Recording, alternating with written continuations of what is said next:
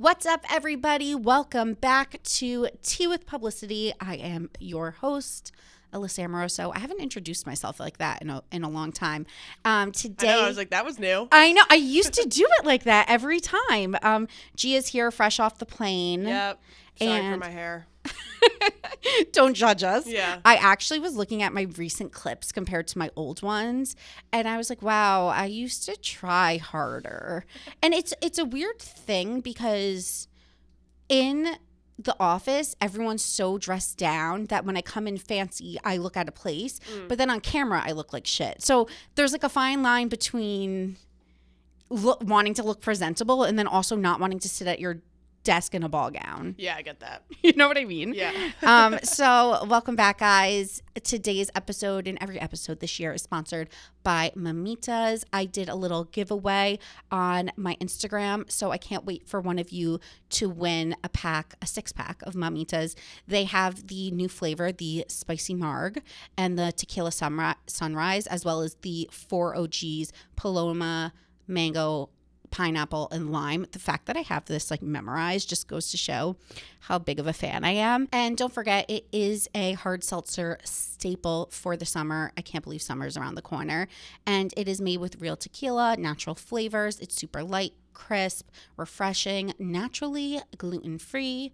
You know, I'm a gluten-free bee, and has less than 1.5 grams of sugar.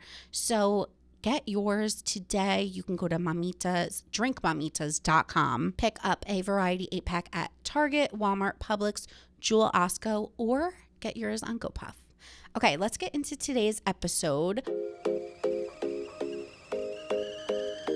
So, your wish is my demand. We have a cycle-syncling nutritionist on the podcast today to discuss cycle syncling. That's a mouthful. Cycle syncling. Isn't it sinking? Oh. Cycle syncing. What am I calling it? I was so confused by that.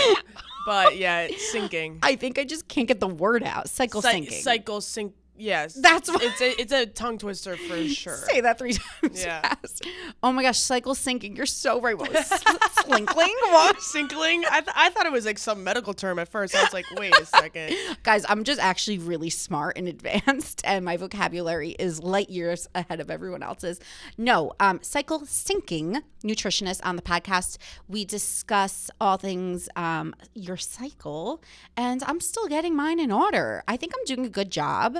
A little off track here and there, but I think I'm doing really good for the most part, incorporating these new changes into my life.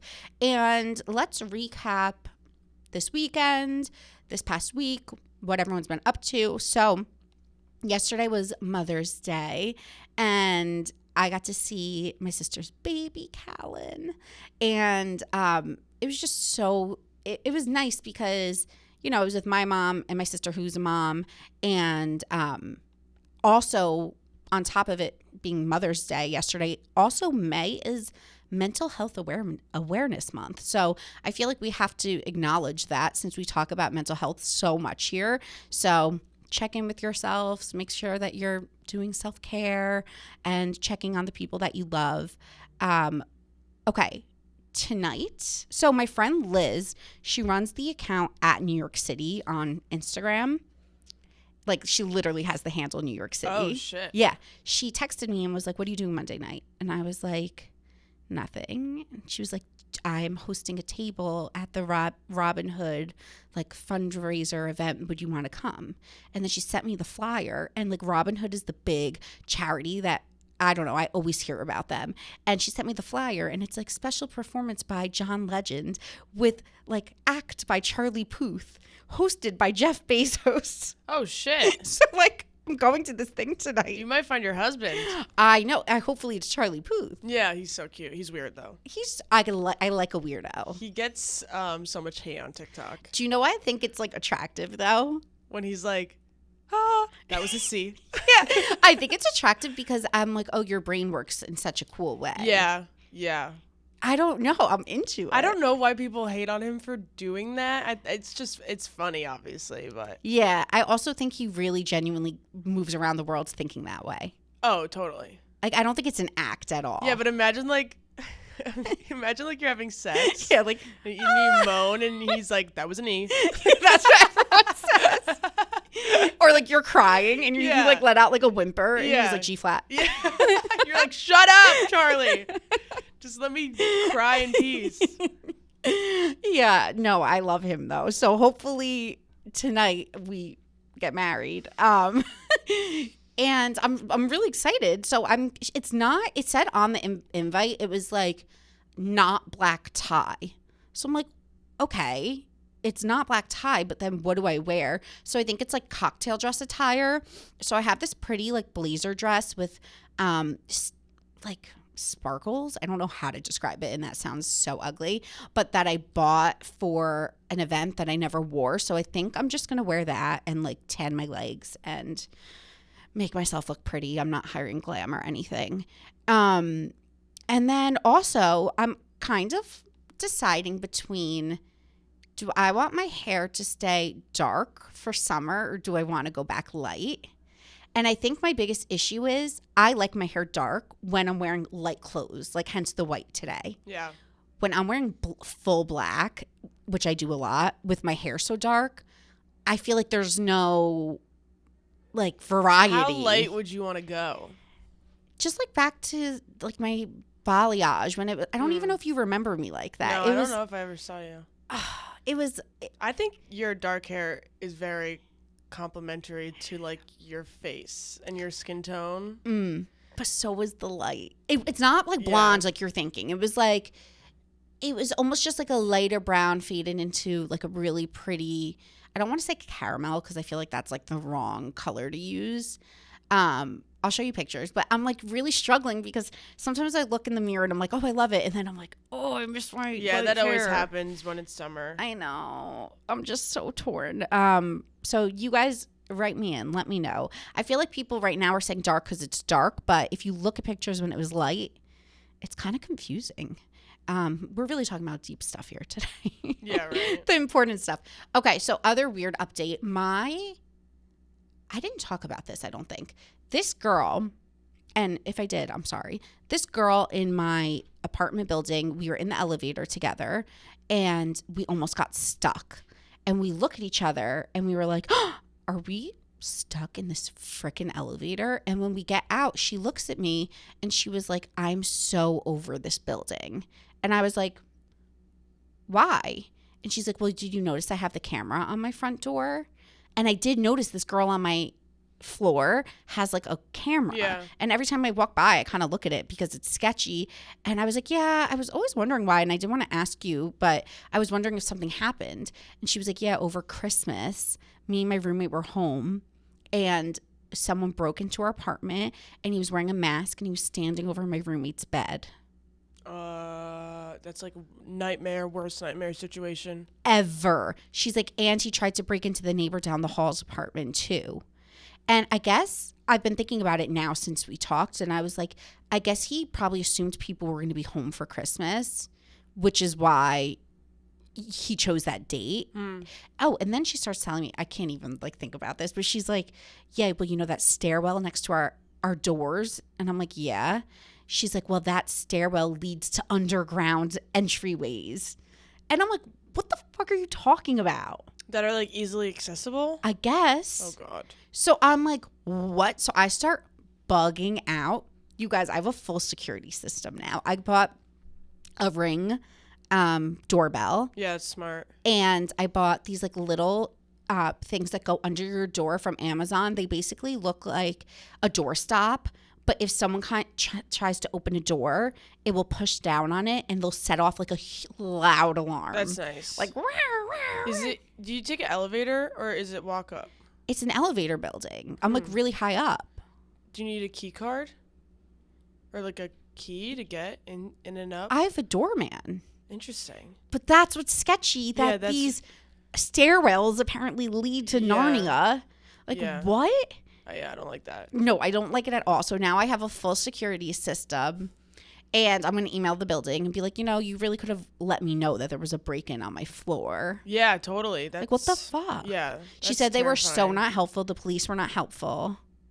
So I'm like, granted, this happened like months ago, but I'm just like newly freaked out because I newly learned this information. Yeah, no, I'm glad I live in my parents' apartment, so their elevator goes like straight to my apartment. See, do you know that freaks me out sometimes too, though? But you need like only my key can get to my floor. So like I see. So I've gotten locked out of my apartment so many times, but no one in the building can help me because like only their key goes to their floor. Okay, that's different. So I feel very safe in my apartment. Because my aunt's apartment did that too, and the elevator went directly to her front door, and it almost freaked me out a little bit. Yeah, no, at first I was like, all right, this is fucked up. But then when I learned that I can't access other people's floors. Yeah. Then I was like, okay, I feel safe. And then you need a key to get into the building. Like, yeah, like the actual. And then also there's a door in between the elevator and my apartment. God. But all this to say, like, yes, it's scary, but I'm having so much fun with this Ring doorbell. Yeah, I want to get a Ring. Oh my God, guys. First of all, I feel bad for my one neighbor because he's the only person that I see because we live like in a corner. And this is so weird, but I kept seeing him walk into his apartment and like look at my camera because it's new. So I think he's like, why the fuck is this bitch recording me? So I put a note under his door. I was like, hi neighbor, I'm sure you see my camera and I'm sure you're wondering like why I have a camera. The girl down the hall told me XYZ and I'm just like feeling unsafe. So I wanted to get this. I don't want you to be freaked out. And then I like put the note, but it's so funny because I saw him on my camera. Come get the note. That's funny. I'm like, oh my God, this is so weird. But I love it for deliveries. I'll be like, oh, my food's here. Oh, this is here. Yeah. That's nice. I watch it all day long. I've been taking outfit videos in it. I'm like, this is my outfit of the day. No, and you'll be able to like capture like funny moments. It's like, so fun. Bringing guys home and stuff. Yes. You know? I'm like, this is like borderline. I feel like these things should come with a warning that say like you are being filmed because my poor neighbor like didn't ask for this. Yeah. You know what I mean? Like they're kind of invasive. The rings? Yes. Yeah. Also me like taking out my trash bags. Like it's just the most savage footage I'll put together like a reel. Yeah, you should. It's so funny. Oh, another thing is this weekend, I think, so my friend Chelsea lives in the North Fork and she's the one that has the vineyard. And I think I'm just going to go for the weekend to the North Fork, to the vineyard. And I want to take my laptop and work on the book that I'm writing and just have like a zen moment. I think if anything, being away in Paris showed me how much I value my time being away and how happy it makes me. And I'm like, I need to get away for the weekend. So it's so nice when your friend lives in an area that you can kind of just travel to easily. So I will be doing a lot of wine drinking. If any of you are going to be in the North Fork, DM me and come to the vineyard. And yeah, it will be fun. So I'm excited to do that and just, like I said, just relax, meditate, be free. Oh, and it's supposed to be 70 this whole week. So that's another major props. Okay, guys, let's get into the interview and then we will get to Ask Alyssa and then we are going to spill the tea. I want to talk about the fact that I've been watching Nashville, the show. Yeah, like the show that aired 10 years ago. And we have some other stuff like Jack Harlow getting carried out of the Kentucky Derby, which I have a lot to say on. So stay tuned for that. Hello, guys. I am here with Nicole Bendayan from TikTok. I found you. And we're going to talk about cycle syncing. You are a nutritionist. What's the exact title? Nutritionist, cycle syncing something. So I go by being a cycle syncing nutritionist. That's it. I had it backwards. Yeah, but I'm trained in holistic nutrition. Okay, that's amazing. I came across your TikTok when I was in a deep spiral one night. You know, when you like go with a purpose, like it wasn't on my For You page. It was like I went to my search bar and I typed in like cycle syncing and you were like the first result that popped up. Really? And I just like it opened my eyes. And now ever since that point where I was like seeking this information out, I've just been on this new journey. And I talked about it a little bit on my podcast last week. And my followers were like, more of this, please. And I also don't have the answers because I'm trying to explain things, but I really have no idea what I'm talking about. So I would love to just pick your brain today and really just get the basics out there for everyone. And maybe, I guess my first question is, what is cycle syncing? So, cycle syncing is the practice of tailoring your nutrition, fitness, and lifestyle to the 4 phases of your menstrual cycle, in simple terms. Okay, amazing. Wait, really quick. Is it recording? Because I don't see it on the. Oh, okay, perfect. Sorry. I didn't see like the little thing. Okay, it is so tailoring your month around your period, basically. And that's with fitness, eating, every kind of like aspect of your life, correct? Every aspect of your life. The way that I like to put it is you're kind of using the phases of your menstrual cycle as like a blueprint for your overall life. So you can do relationships, career cycle syncing, and it just goes into so many different facets. I know because I'm in like the career part of my cycle where I'm like, I need to have that chat with my boss this week. So, okay. So just to kind of like fill you in on my journey, I started reading, I think her name's pronounced Alyssa Vitti, even though it's spelt Elisa or it's spelled differently than my name. So in my head, I'm like, no, I'm Alyssa, Alyssa. I started reading Alyssa Vitti's book about cycle syncing, and I'm looking at your videos and I'm looking at so many other resources, and they all kind of tell the same tale, which is good because it's more straightforward when everyone's kind of saying similar things. But basically, my understanding is that if you eat in accordance with your menstrual cycle and if you work out in accordance with your menstrual cycle, you'll have like optimal hormonal health and your like you'll have like less anxiety and less cramping and less PMS and all of these things. And I think it sounds really intimidating for people. Like I know I'm really intimidated by it. Does it become more second nature over time, or is it always going to feel kind of restrictive? Because that was kind of my biggest fear going into it. Totally. That is very understandable. And I have a lot of people that come to me and they're like, this seems really intimidating. Yeah. And I often have to catch myself too, because I'll just spill information. But the thing about cycle syncing that's really cool is you're able to like stack these small habits that do really become second nature. And, at first you'll be tracking you should always track your cycle, but it becomes more second nature that you feel connected to your body and you kind of just know what your body needs, when you're going to be optimized. And it's really about optimizing every aspect of your life, because with cycle syncing, you're not just, optimizing your hormones, but you're really supporting your body with what it needs when it needs it.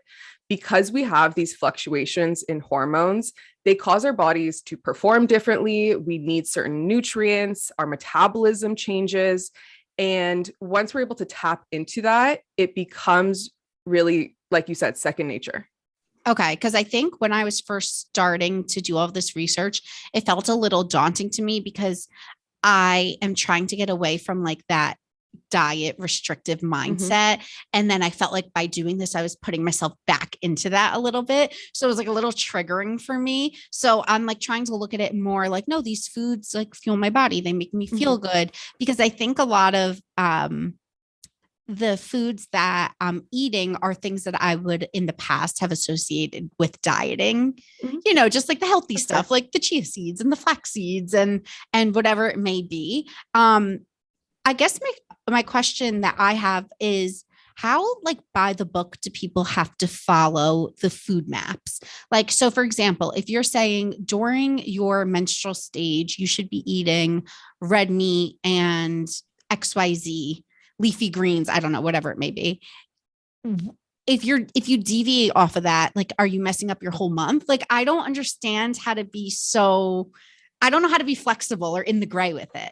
Yeah, it really doesn't have to be that regimented. Okay. And especially when you think about most nutritional protocols, you might do it pretty heavily or pretty restrictive for like 3 months, just to make sure that you're getting your body back into that kind of homeostasis, like that equal state, that you really want to stay in. And then once your body is operating well and is healthy, you can deviate and not have that many negative symptoms.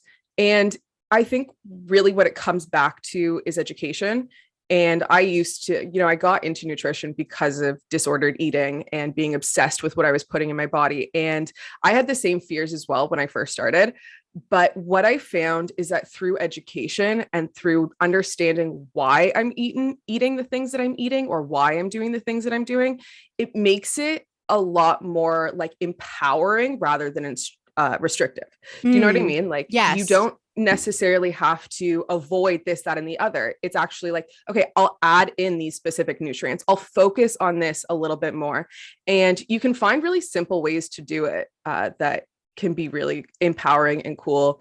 And, I've had clients that have, deviated, quote unquote, or fallen off, and they recognize that they don't now have that same triggering reaction as they would previously. I think for me, yeah, it's like all or nothing. It's like that diet brain where you're like, I have to follow this like structure. So I'm looking at this like map of what I should be eating. And I'm like, oh no, I had quinoa today and I was not supposed to have that. Like, so I'm getting confused. That's why I think the clarity is helpful around, like, as long as you're eating like whole foods that are good for you and make you feel fueled and healthy, like, and then focus on, I think the way my understanding of it has been, like, if you incorporate these foods during these times, like it's just helping you reach like an optimal level of health. Is that accurate? Yeah, totally. And like going back to just eating healthy, it's like, yes, definitely try to eat as healthy as possible. But with cycle syncing, and if you want, we can get into kind of the 4 phases and what you should be focusing on during those phases. But once you recognize that, you're like, okay, during my menstrual phase, it's really iron that I need to focus on and vitamin K. So now I'll incorporate a couple of more things during my day that have those specific nutrients. So I like to look at it more of like additive and like you're incorporating more things rather than taking things away. Interesting. That is a better way to look at it than the way I was. That was my problem. That's why I'm like, I have to ask her these questions, because I think other people too, when they look at these things, we're so used to following like regimens that when you look at something, your brain automatically goes to like, this is all I could do, or you just start restricting. So I think that's a really good way to look at it. Could you talk me through the 4 phases and what to do for each phase in your cycle that helps you? Sure. I guess we'll focus a lot on nutrition as well, but I could go into other things too. And this is specifically for cycle syncing purposes, is the 4 phases. The biological phases are slightly different, but with what is happening during each phase, for cycle syncing purposes, there's 4 major phases. So your cycle starts with your menstrual phase, and that's when you're actually bleeding. Your hormones are at their lowest at this point, and your body is, of course, releasing its endometrium, it's shedding. So it's really important to incorporate things like iron, because women lose about 2 milligrams of iron per day of their bleed. A lot of other vitamins and minerals are also really important. Vitamin K is really important. So that can be found in a lot of like sea vegetables. And yeah, so that's when your hormones are at their lowest. Then you go into your follicular phase, where the egg is actually being developed and estrogen is rising. And during this phase, it's really important to support estrogen production, but also to help your body metabolize estrogen. So with this, you can add in, those flax seeds and a lot more phytonutrients and phytoestrogens.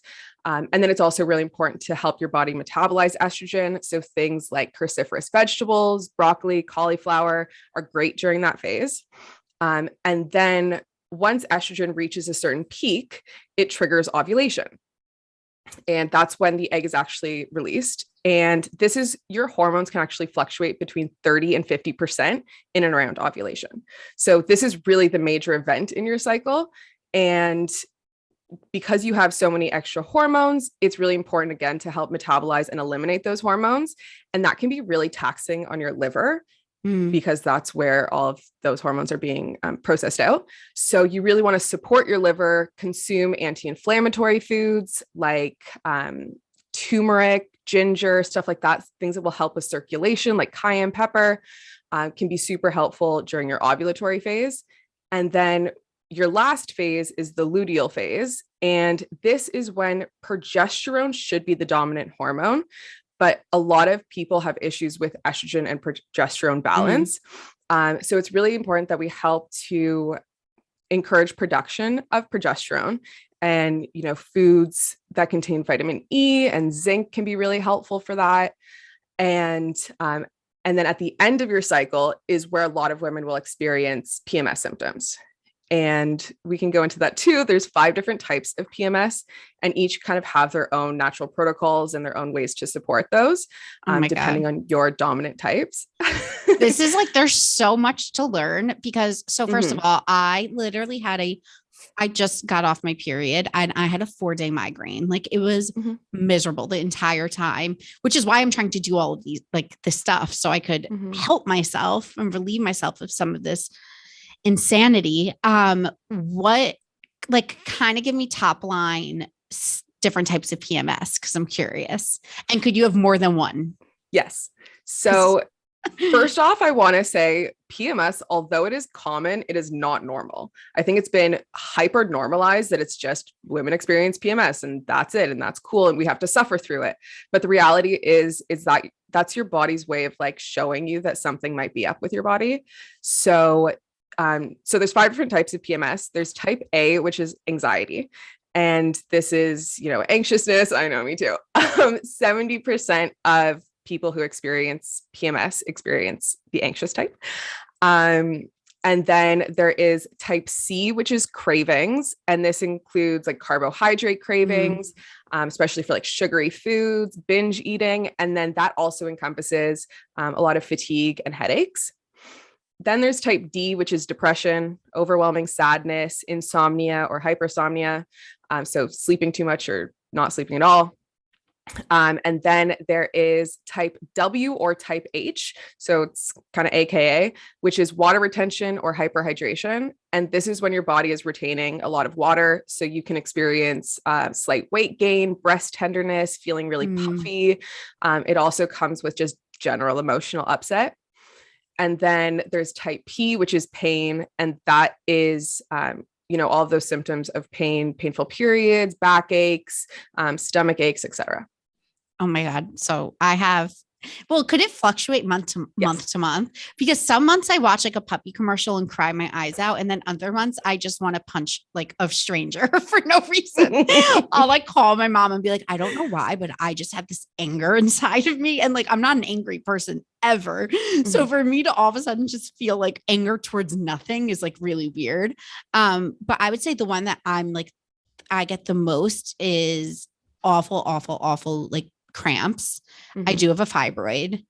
And then also I would say like the anxiety and insomnia and headaches. Like I literally have every single thing. It's so awful. So those ones sound more so like it would be type C, which is the cravings that come with headaches. Okay. And that can be a lot due to a lack of magnesium. So can the pain. So magnesium is one of the vitamins that I recommend almost all of my clients to supplement with, because over 50% of the US population is deficient in magnesium. And so should we be taking it daily? Yeah, I always recommend taking it at night because it has nerve tranquilizing and muscle relaxing effects. So it can help you sleep better as well. Okay, because when I was in my 4-day migraine of last week, I was like in a spiral being like, what supplements could help? And everyone was saying magnesium. And I do have this like, it's called a Calm, and it's like a magnesium drink that you put the powder in water at night, and it does help with sleep. So maybe I need to just be better about like incorporating that more. Yeah. And show yourself some self-love. Take Epsom salt baths, because those are a form of magnesium that gets absorbed through the skin. Oh, interesting. So, yeah. And that's why they have all those like muscle relaxing effects and help you sleep, because it's magnesium. Oh, amazing. Because I do that sometimes. Okay. Yeah. There's so much to learn. Okay. So what else, like, do you feel like I feel like there's a lack of information for women on these things. And like when I went to the gynecologist and I had my fibroid, she was like, the only answer is birth control. And I was like, well, what about natural ways? Like it's giving me anxiety, the birth control. And she was like, no, this is the only option. Until I started doing my own research and started kind of seeking out other pieces of advice or research. Do you, when it comes to ovarian cysts or fibroids, do you believe that like operating in this way, we're able to like either stop the growth of them or keep them the same size, whatever it may be? Yes, 100%. I think that most, and the research shows that most menstrual related issues can be very well managed, if not totally eradicated, with the right nutrition and lifestyle protocol. Like the thing about fibroids, it's an estrogenic condition. So your body has too much of this like quote unquote bad estrogen, and it's causing your body to create these fibroids. So there's a couple of different excess risk factors that come along with it, but things like including like fragrances and xenoestrogens that kind of mimic estrogen in the body, and those are coming from like industrialized sources. Those can be really bad. And drinking from plastic and keeping your food in plastic containers can be really bad for that. And then the other issue is the whole elimination of estrogen, because a really big issue is that if you're not having enough fiber, or your liver isn't working properly, it can't eliminate that excess estrogen. So it ends up being reabsorbed into the body and in more of like an inflammatory type of estrogen, which can result in fibroids and other menstrual related issues. And there's a lot of things that you can do naturally to help support, modulating your estrogen. But then also there's botanicals that can really help you to either stop the growth of these or slightly reduce them. Fibroids are difficult because most of them can't be completely, shrunk to a point that they're not there anymore. But most of them can be very well managed, that they don't proliferate and grow, and you don't continue to have more fibroids. Okay, interesting. Yeah, my one thing is that I'm always like in a constant state of inflammation. And I'm like, I feel it, like I can't explain it, but it will flare up when I'm stressed or when I'm like doing these things. So it makes sense that the estrogen is kind of tied to that. Totally. So in terms of like inflammation in general, does it just come from food? Could it come from workout? Like, how could you really manage inflammation? And how do people even know if they have inflammation? Because I know, because I've gotten tests done, but like people listening that are like, what do they mean inflammation? How do they know? Yeah. So inflammation can show up in your body in a bunch of different ways, especially when it's internal. What inflammation really is like, if you imagine you're like getting a paper cut or something, that it like, it gets red and it swells and it gets warm. That's inflammation. So what's happening within your body is sometimes there's inflammation in different parts, like your digestive tract, that can actually like spread to the rest of your body. And, if you feel like you're really puffy or swollen, like you're running a little bit hotter than you think you might, that you should, those can be really telltale signs. Digestive issues, recurring infections. There's a lot of issues with inflammation, and the difficulty is like inflammation is something that the body needs to do. It's the way that the body repairs itself, right? So when you have inflammation, it's really important that you address like where that's coming from. So if it's coming from your digestive tract, that you have like leaky gut, let's say, which is when there's these like little junctions in your digestive tract, and if food particles escape, your body then attacks it, and that can cause inflammation. So it's really important to kind of deepen the like understanding of where it's coming from.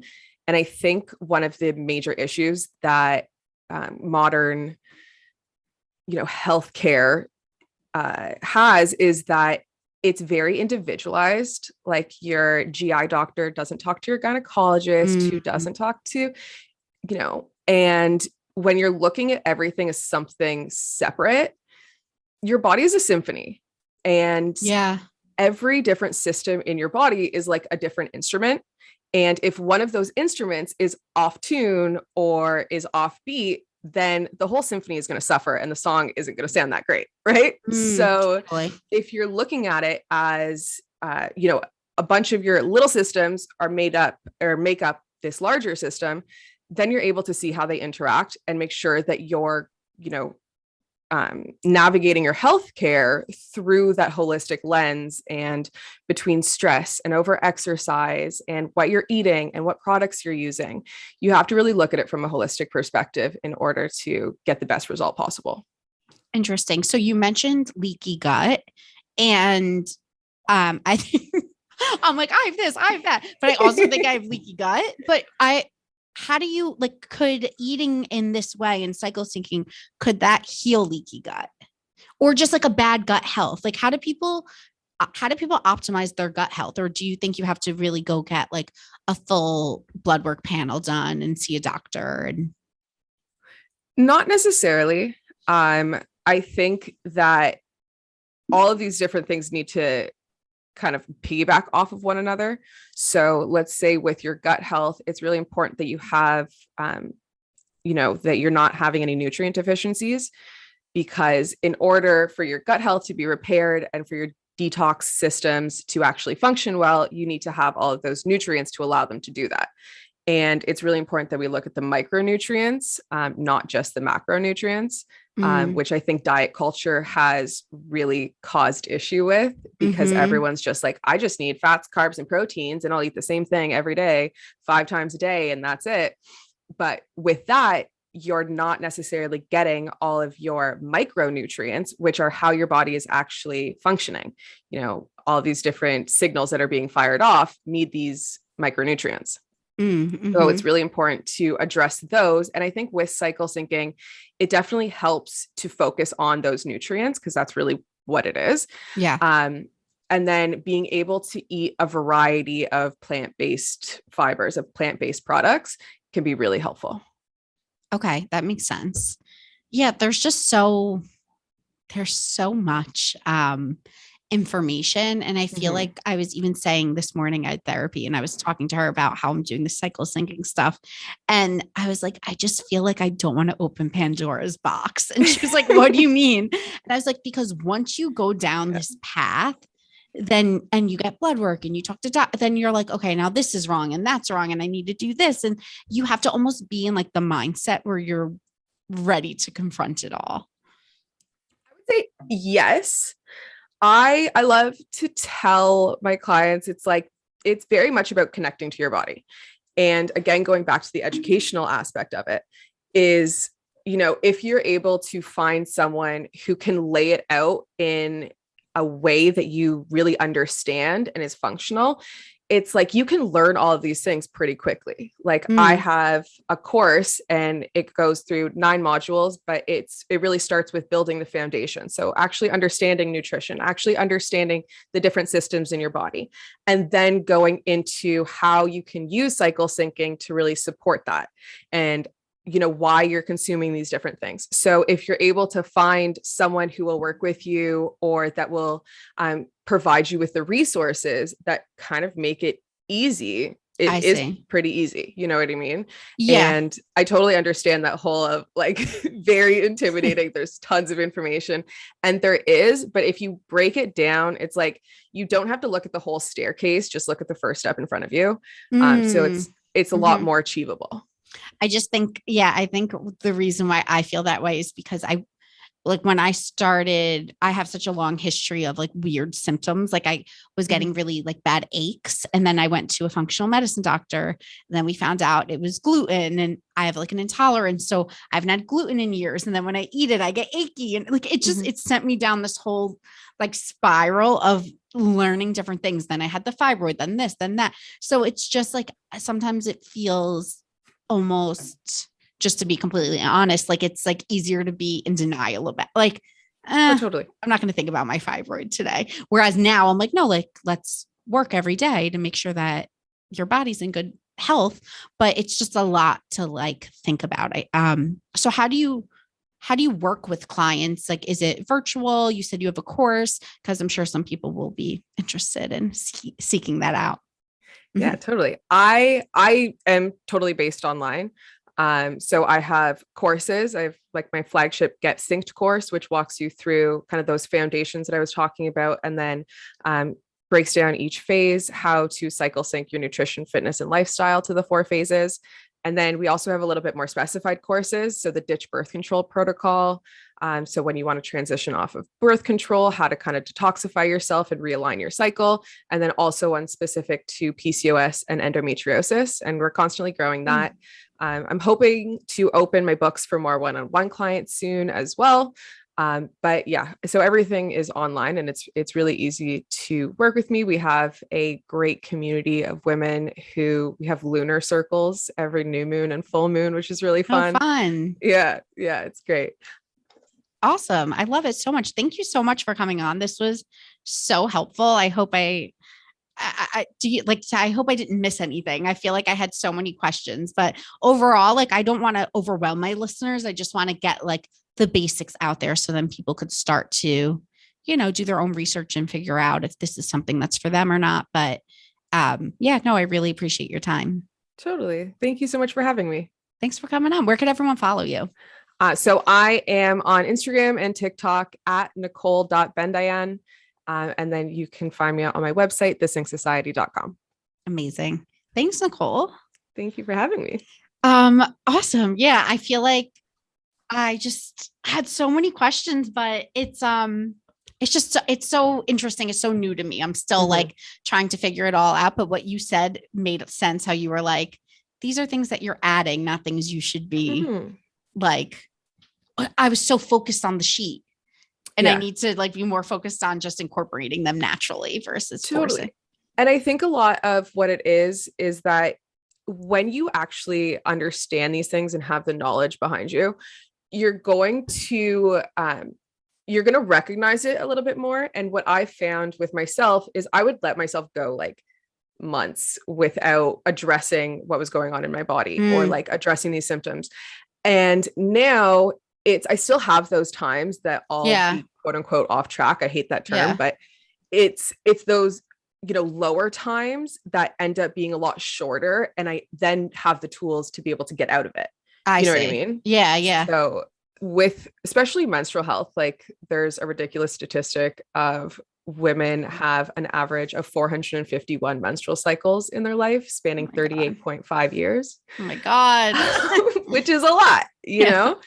So even if 20% of that is improved because of small things that you do on a day-to-day basis, then that's super significant, not just to your current, space and time, but also through menopause. If you want to have kids, like bringing that knowledge to them. And I think a lot of our issue is that we were never taught these things. Never. And it should just be general knowledge. I think that's why it feels overwhelming because I'm like, it's so much new information. We're never taught. Being at, like our age, not having this information and not knowing it, it's kind of like disheartening.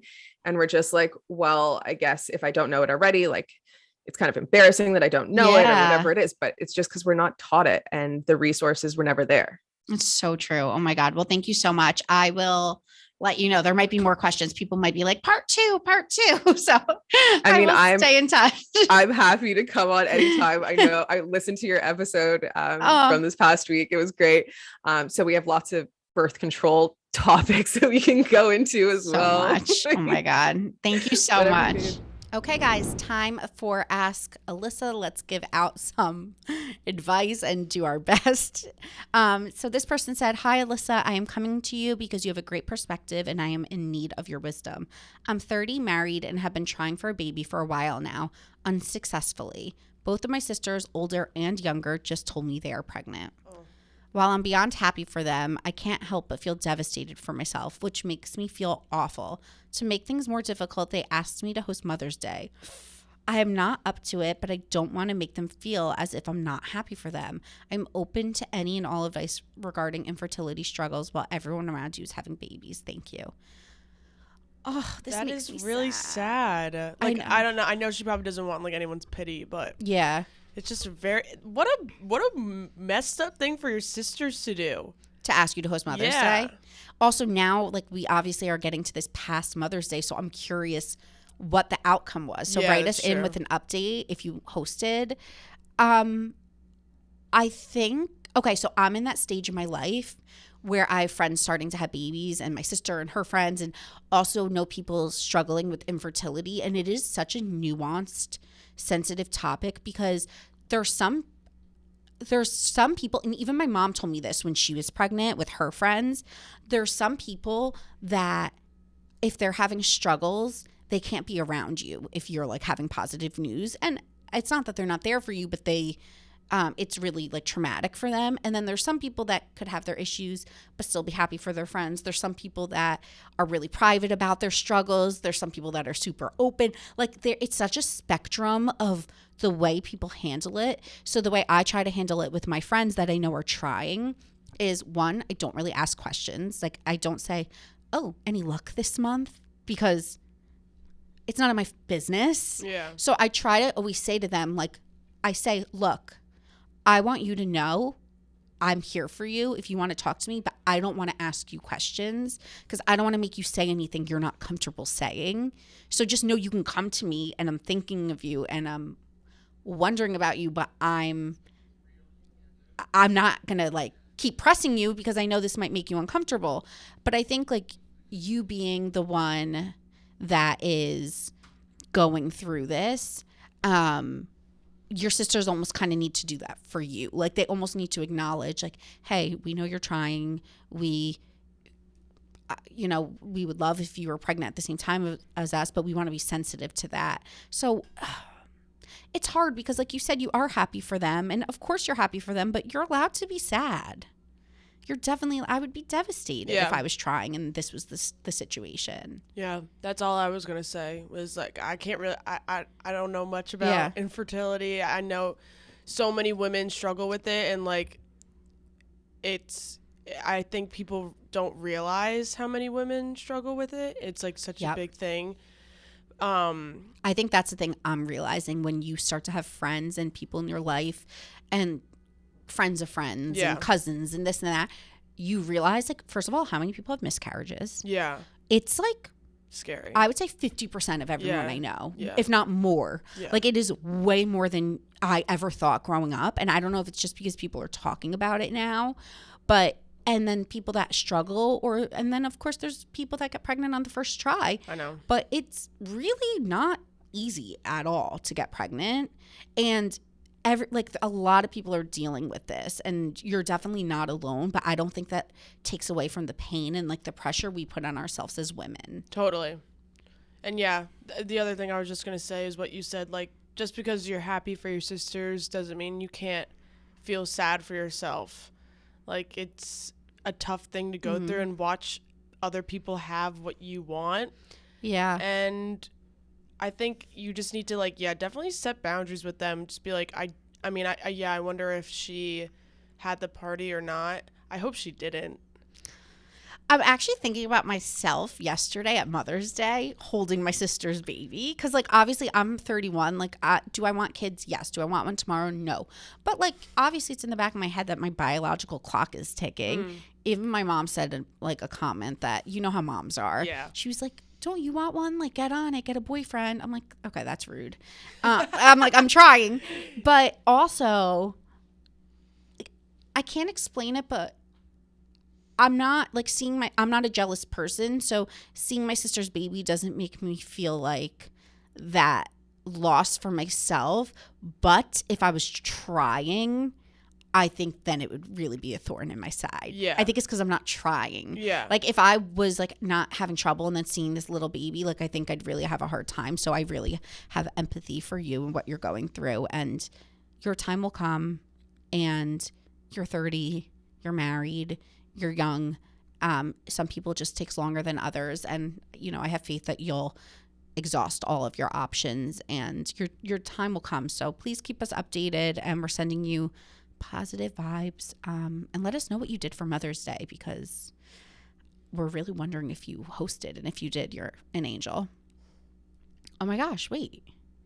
This next one is also about, this one's like wild. Okay, so this one's about babies, but it's also insane. Okay, and apologies because you know I don't judge you guys, but even you say, you're like, I realize this is ridiculous. So this person said, I'm currently going through IVF and it looks like my future baby is landing in straight Aries territory. My husband is an Aries and loud as fuck.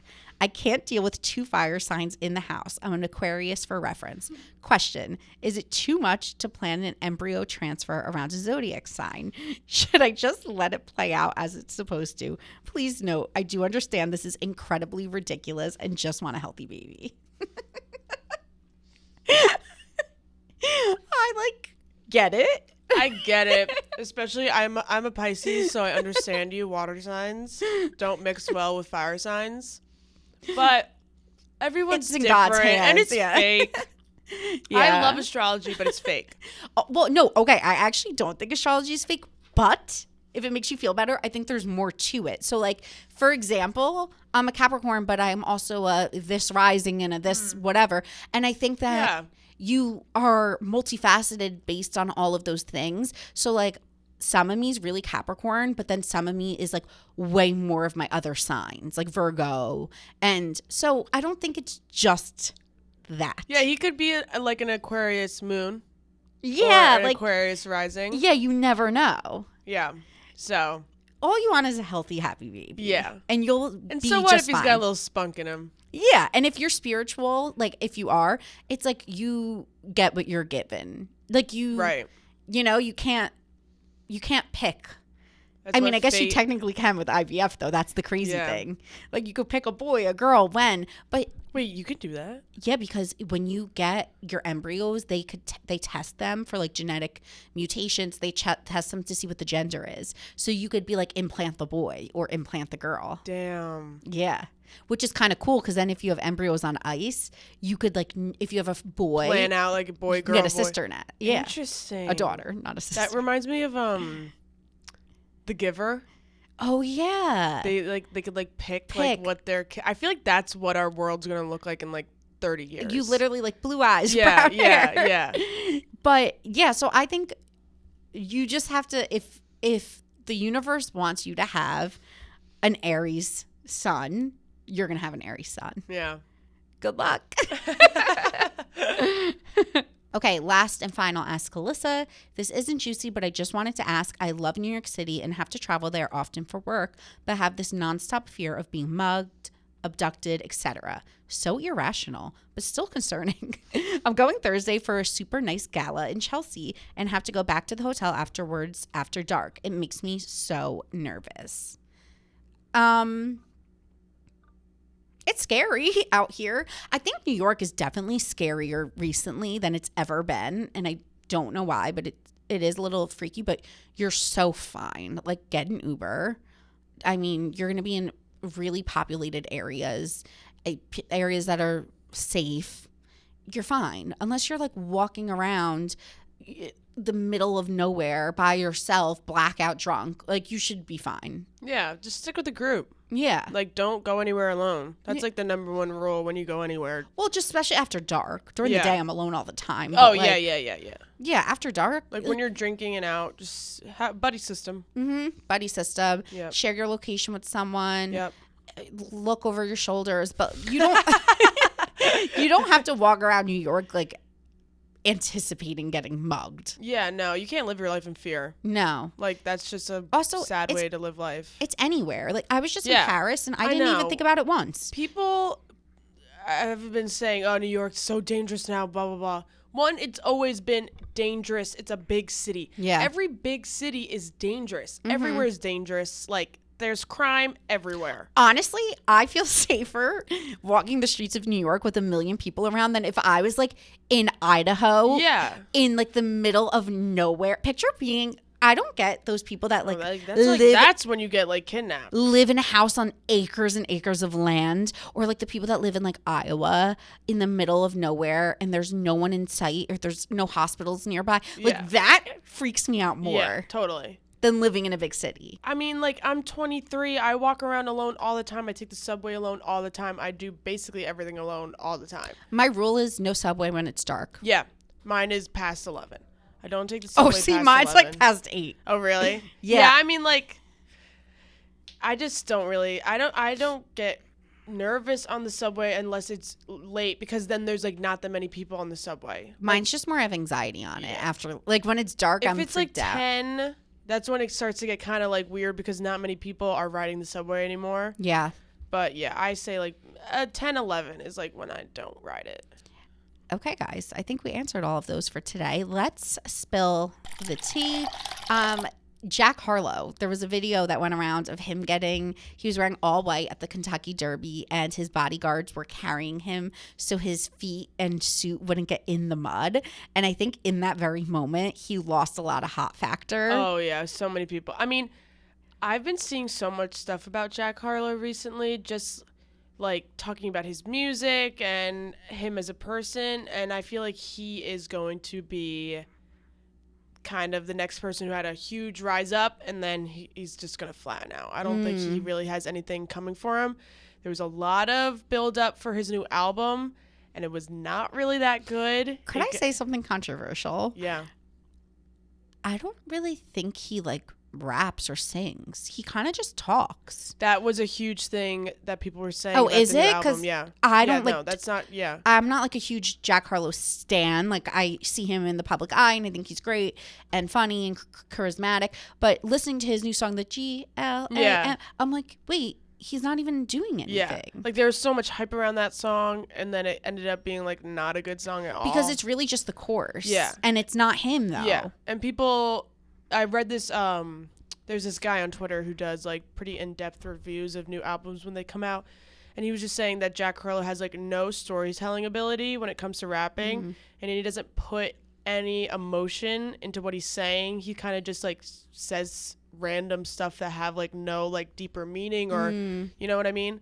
So people are kind of just like, what's the point of listening to it? He's just spewing out random stuff. Interesting. Yeah. So I think that he really is not going to have like that stardom that he has right now. I think it's just going to go downhill. Or he'll get better. Yeah. Because he's only 24.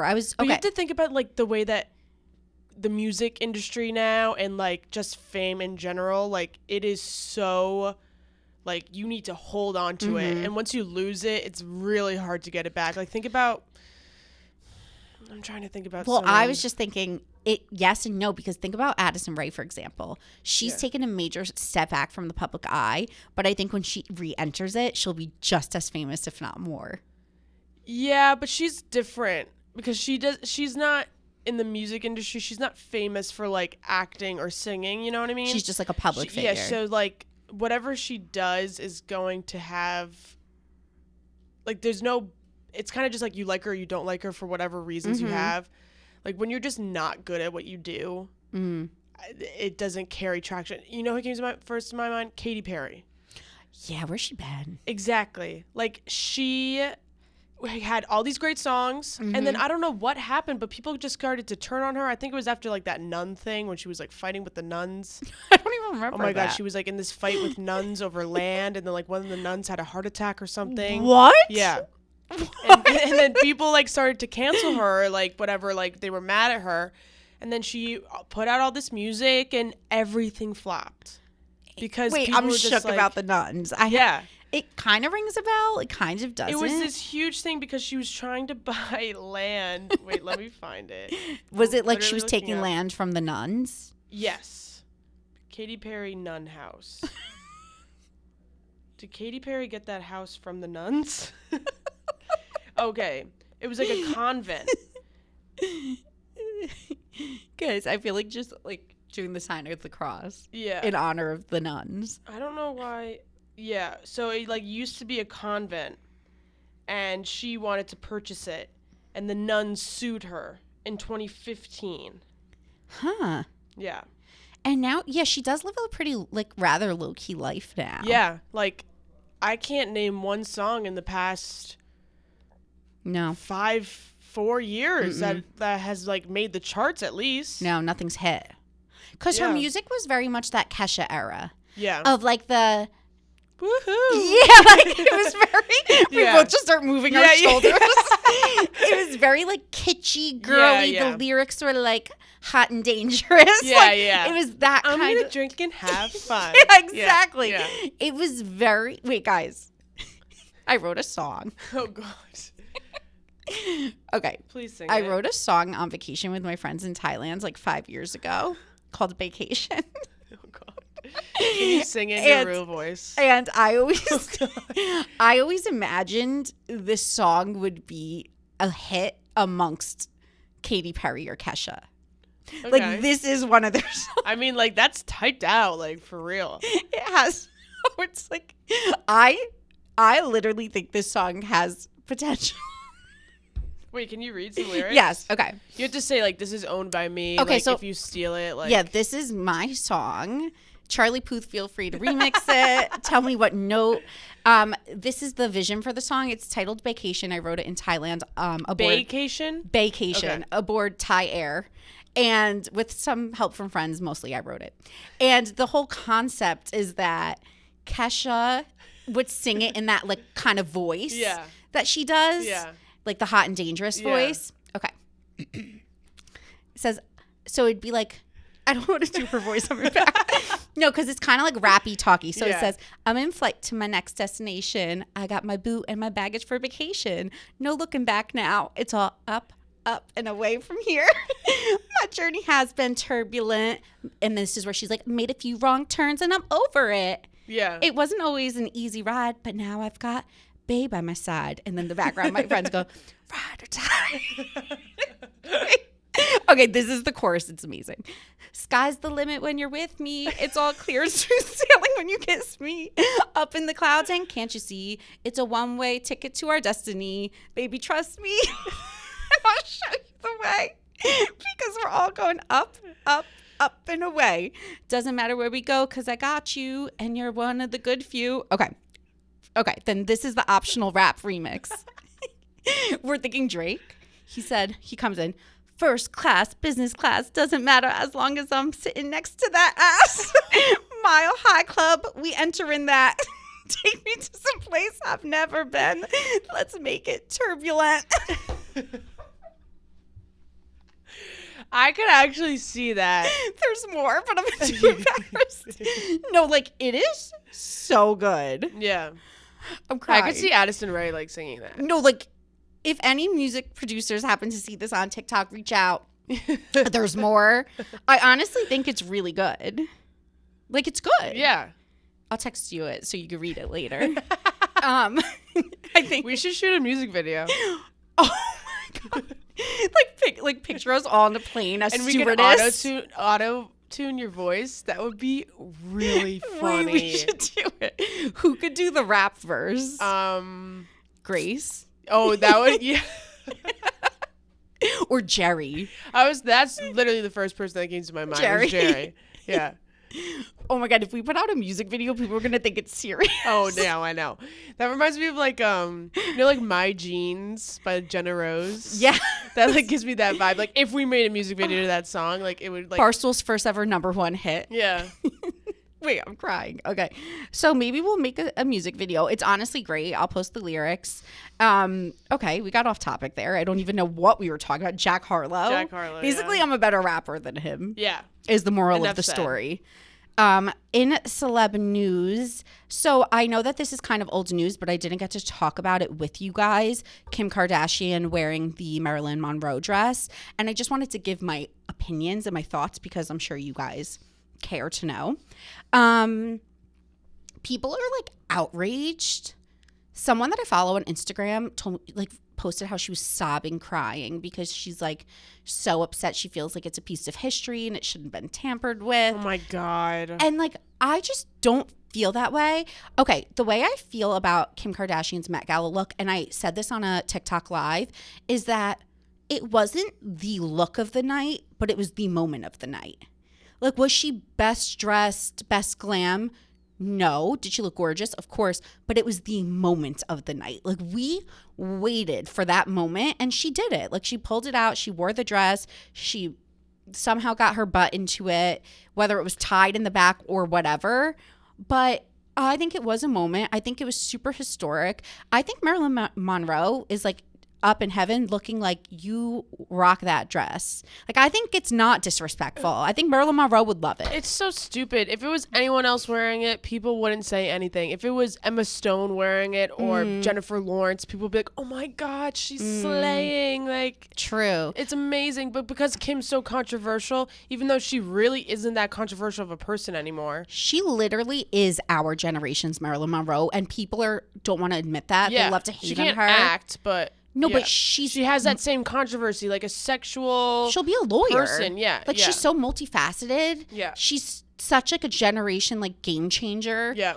People have to stop denying her People just power. love to hate whatever she does. I know. It's just so annoying. It's I love unbelievable. Kim. Like, don't come for Kim. I love Kim. Yeah. I also think, just as a pop culture fan, like, she is going, our kids will have pictures of Kim on her wall as we do Marilyn Monroe. Yeah, totally. Like, I just think that's fact. She's iconic. No, even if you don't like it or not, she's iconic. She is. She's an icon.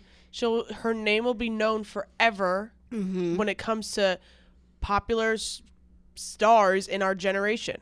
100%. So like, if anyone gets to deserve to wear the dress, it's her. Well, we were talking one time in the office about like A-list celebrities, and people were arguing about no-name people, and I was like, guys, a celebrity to me, A-list, is someone where when you say their name, everyone of every generation knows them. If I say Kim Kardashian, my grandma would be like, oh yes, I've heard that name.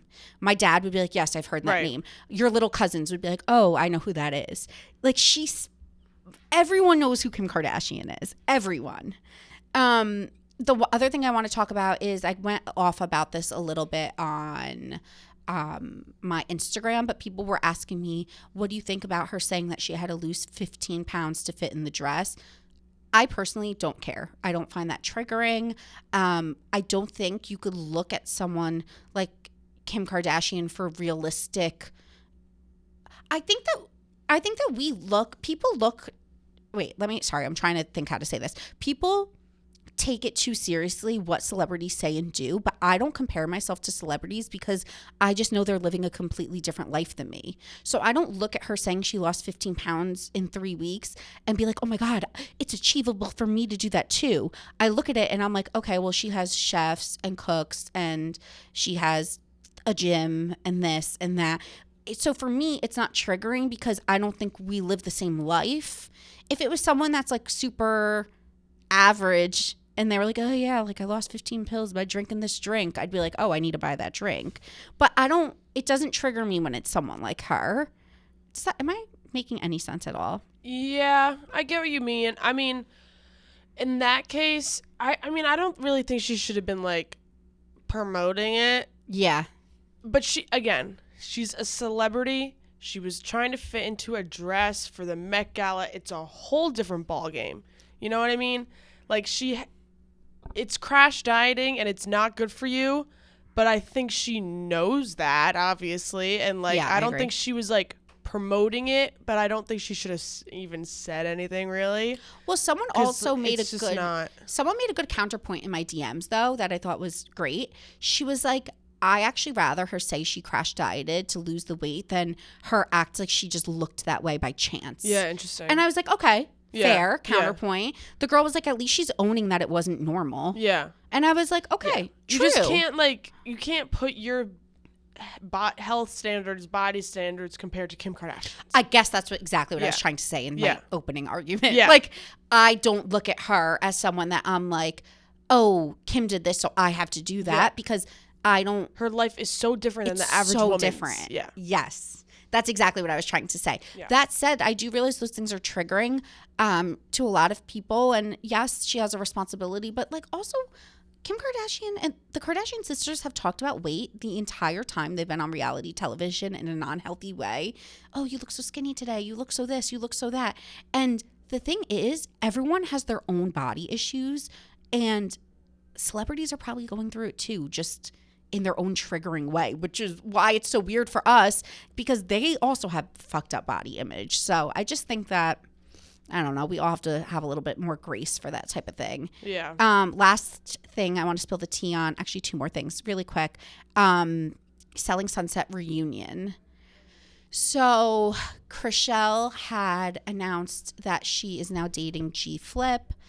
And Davina's face was just like the picture. It's a meme. I mean, she was so absolutely shook. It seemed like Chrishell wasn't necessarily super open about her relationship up until that point. It was new news to a lot of the cast. The only thing I will say, I don't care, date whoever, I don't think the Chrishell and Jason chapter is closed.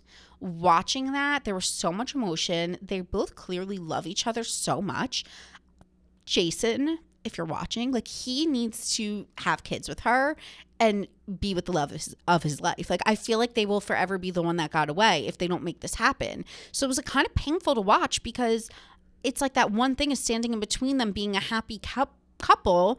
And it was so painful to see how much love is there. And I wish that we could just open his eyes and be like, have a children with this woman if this is who you're saying is the love of your life. So it's nothing about her being in a new relationship. I want her to be happy. But I think happiness is with Jason. And who knew at the beginning of the season I would feel so strongly about this. And then lastly, I am rewatching Nashville, like I said. I don't know why. I just think I started watching it like last week or something when I was bored, and I haven't been able to take it off. I think it's so good. I started The Circle on Netflix, which is still the #1 reality show I want to go on because I just think I would crush it. So I'll have some updates once I watch a little bit more of that. I'm still on episode 1. But that is it for this week's tea and this week's episode. Merch is launching soon, so stay tuned for an update. Also, Facebook group, if you want to join it, the link is always in my bio. Don't forget to rate, review, and leave 5 stars. And otherwise, thanks, guys. I will see you next Tuesday.